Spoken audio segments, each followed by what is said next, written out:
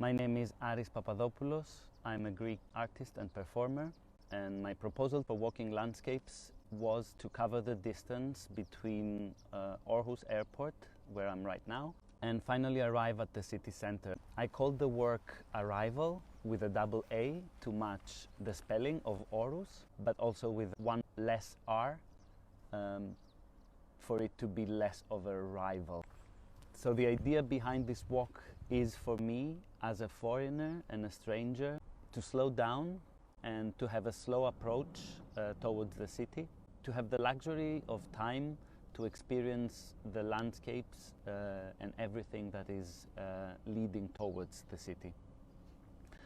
So instead of fast tracking, I would rather go slower and gradually situate myself to the environment that I will be living for the next weeks. My final destination is the Gender Museum Aarhus, where I will be met by artist and performer Dagmara Bilan as somebody who's waiting for me. It's the mother figure, basically somebody who's welcoming me into the city. And that will be the final input and the final destination also of this journey.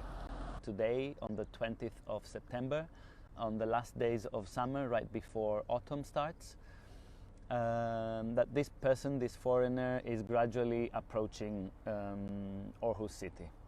On the way, I will be thinking of the three ecologies: the personal, the social, and the natural. Two very different and distinct scales, something that I have in mind in order to propel me forwards.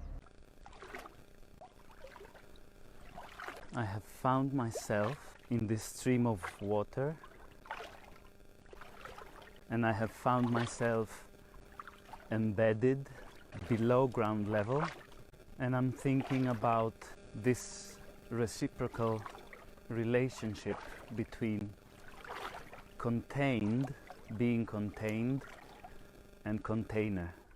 And I'm wondering which is forming which. Is the container forming the contained liquid, or is the flow of water shaping the dent? And at the same time, me as a third element, is it me by the mere observation who is shaping and giving meaning to this built event that is this water dent? Walking past a field of raw soil, I can't help wondering if my trace along this walkscape or along this path will be documented by the ground or by somebody else, somebody non-human. This is my trace on the ground. I have found myself next to this pond of water, and I can't help thinking it looks exactly like the earth from a distance. 80% water, 20% ground, and small indications of the atmosphere and the phenomena happening on our globe. The surface of the water is a mirror and is reflecting the earth, and I'm thinking this is a smaller scale. This is a world I can touch and I can inhabit. And also, if I think about it as a model, it's an earth I can actually orbit. In the end, this whole world gets sucked up by a concrete drain. Arriving at the sea is always a pleasant surprise. As a Mediterranean, I have a certain affiliation with the sea and a certain bond. 5 hours in this walk, I arrive at this element that is so familiar and so known and loved. All this time I have been thinking of how landscape is not a given, but it's a construction, and so framing it is of high importance. And in this specific moment, This landscape, the colors, the texture, the blue and the hues of blue of sea, land and sky are a direct tribute to my mother's artwork. So this is the first trace of the familiar, and then the second framing of the familiar in the background is the city of Aarhus, the first glimpse of my endpoint destination. I was also thinking that this process, this constant process of becoming, will be something that changes the way that I see and I perceive the landscape, and how that will reflect in the way that I'm framing it and in the way that I'm mediating between that and you, the viewer.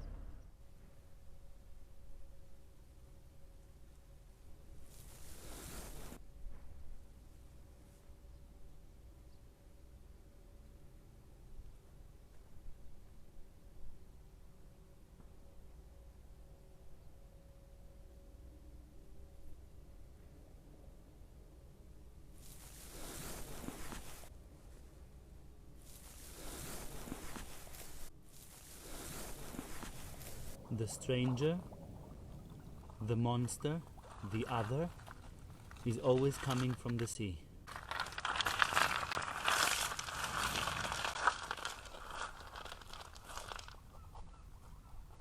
Rooting oneself is of fundamental importance.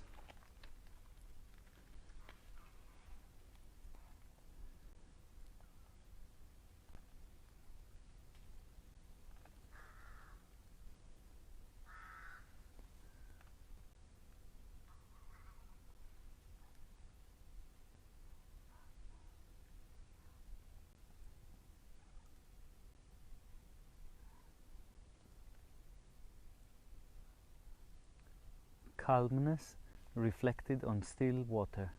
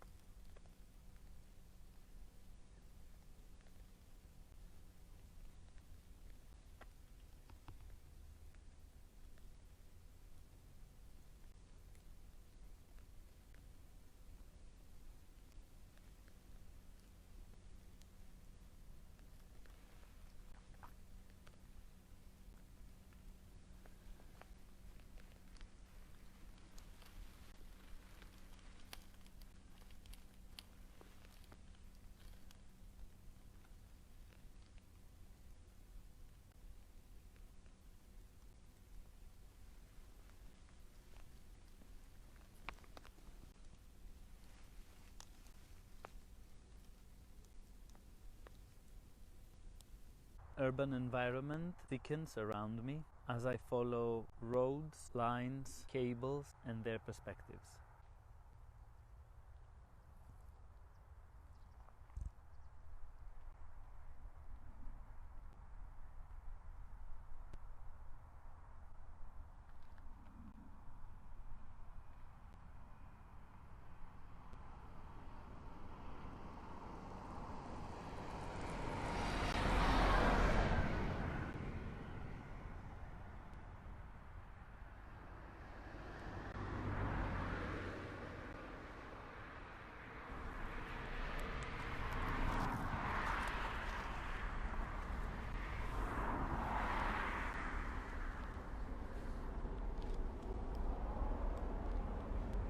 A resting pose in search of a home as I approach the city. Urban landscape is flooding from all over the place, all around me. I've left behind me the forest, the sea, the fields, and I'm coming home, wherever temporary home is.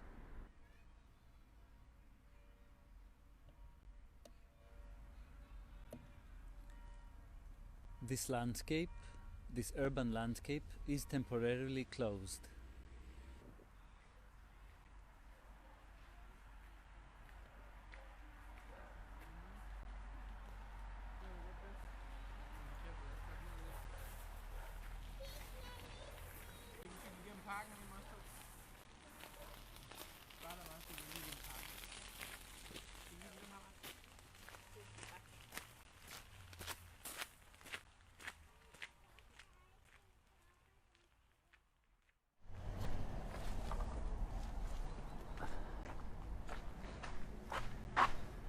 Hi. So this is my gift for you from the woods. Thank you. I have been carrying it for the last 5 hours. And I just thought that in the Women's Museum, that this the final destination of this walk, I should give it to you as a gift. I didn't want to come empty-handed. Yeah, wow, it's big. It's heavy. It is. So, but also it's extremely beautiful. Mm. How did you find it? And were you looking for something? I mean, in your journey, of something to find and bring, or? At some point, I started thinking about our meeting, and I didn't know how it would go. Mm-hmm. Apart from the fact that I had been very willing to see you again after 1 year almost. Mm-hmm. And it was the part of the river where apparently people are having bonfires. Mm. So I guess this is a piece that was left behind, wasn't used, and I just brought it along. Mm-hmm. But one of the ideas that I had during the walk was this drifting of material, as people are drifting, or as people are drifting away from, they're traveling long, because I had this idea of the immigrant walking for 8 hours. So I thought that also materials are being pushed onwards, let's say, in the landscape. What do you mean by that? Like drifting? Because when you say drifting, to me, it's like the mind drifts. Yes, I mean it's taking carried away. Yeah, also off path. Off path. Mm. Did you get drifted away off path? Of course. I mean sometimes deliberately also. Mm-hmm. Did you? I did. Deliberately, because the route that was appearing in my maps was the one with highways and roads. So I wanted to get out, okay. And then also the little paths, the little dirt roads all around were kind of interesting, but at some points I needed to escape. I needed to go find the sea, or I needed to go, to the shore. Yes, and did you find it? I did, in many occasions. Okay. I mean, I found spots that were beautiful. Nice. Okay. And did you have moments like you didn't know where you were, or where you didn't know, am I going the right way? I had a couple of those. But it wasn't an issue. I mean, of course, I had the technology to put me back on on track. But no, the fear. Still, yes. But it's just like a different. Do you think it's a different experience of walking when you're walking sort of intuitively, and when you're like following? Okay, now I need to go right. Now I need to go left. Yes. Totally different experience. Yeah. I mean, we're talking about the one is like a derivé. You go. It's psychogeography.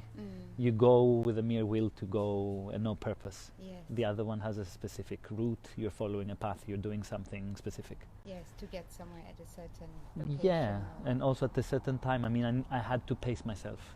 Yes. In order to find you here at 7. No, I was wondering. I was like, but how does Aris actually know? I mean, he could be 2 hours early, he could be 2 hours late. And I was prepared to wait, but I was also stressed about being on time. And I think what came up for me when meeting you was this idea about, the fear of letting people down. I think there's always this about like, wanting to be like reliable, like present, and then I was like, also I was kind of hoping that I could wait for you. I was hoping you're gonna be late. Yes. A little bit. So I could kind of just like, I don't know, be sort of prepared. But you were there before me. I was a couple of seconds before you. I kind of like the idea that we came at the same time. It's also interesting how synchronicity happens or doesn't happen, or any synchronicities on your journey. Synchronicities with others, no. With the environment. With the environment, yes. I mean, a lot of interesting places and a lot of interesting ideas. I just found that the time, my timing was very tight. I had a difficult task to complete, to come here in 12 hours with the stops, so I had to frame everything, and although I enjoyed it like immensely, it's an amazing experience to have walked all this distance and all these places I've been since 7 o'clock in the morning. But at the same time, I would have wanted it to last longer. Yeah, with a little sleeping bag or a little tent or something. Something, yeah. Keep on going and maybe not squash the time, having to control the time so much. Yeah. Okay, I have more questions. I don't know. You want to stop? I don't know. I'm just like wondering, curious, but I don't know because. But I'm just curious about like the choice to make a walk, you know, comes from a place of privilege to a certain extent because... Of course, and it's something I also mention in my text. Privilege in the sense that I can do it, first of all. Then is the physicality, and then the luxury of it at the same time. But I hope that and through my mediation, those landscapes that I have crossed and my body has traversed, and were signaled elsewhere, this also broadens up the experience, and I hope it takes out the privilege. Yeah, I mean, on the other hand, it has been an absolute privilege to see those places. Yeah, of course. Yeah. No, I'm just thinking that it's like different if you have to walk because you're trying to get out of a situation, or you know, you're sort of like fleeing, or it's different to making the choice to, even if you're exploring, I don't know, similar concepts of wanting to know what the embodied experience of immigration feels like, you know, through doing it yourself, but you know, but it's still, there is still a privilege in order to have that choice, in a way, to be able to make a choice.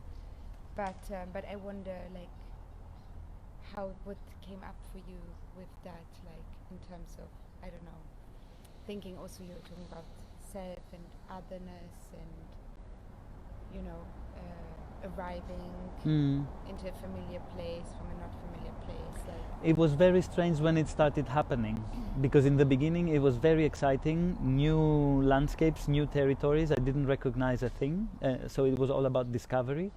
And then at some point I realized that some of the landscapes are familiar to me through my mother, through my mother's art. Wow. And then the second shift was that I actually saw Aarhus from very far away. Or I thought I saw Aarhus, because it wasn't actually in the end. But the feeling that I entered the point in this trajectory that I have something familiar, something that I can recognize, was a significant change, I think. Yes. In the way. It's interesting you mentioned your mother. Yes, and I think because I've mentioned in the text, like, you would be a mother figure waiting for me here, because my actual mother is not here, like, conceptually at least, or somebody to look forward seeing. I think also it triggered something, so there was a link at that moment. Yes. And this is also very much like a baby to me, you know. Yeah. But you give it to me, it's like but I don't want any emotion. But yes, but then it's like the moon as well. So like, something about the feminine, isn't it? It is. Yeah, but it's also like a, you know, like a kind of baby as well, I find. Yeah. Thank you. Thank you, Dagmara, for coming here and meet me. Yes, I'm here. Yeah. No, pleasure. And I don't know, can I take a picture of you holding this? For sure. Yes? Let me just... Good. Do you want to... Yeah. Okay. Just a sec.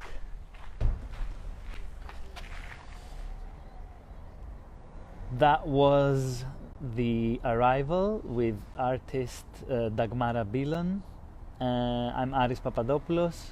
I have now completed a 12-hour walk, almost 42 kilometers from Aarhus airport to Aarhus center, and we are now at the Women's Museum, the now called Gender Museum, and that's the end of this walk. Thank you all for watching.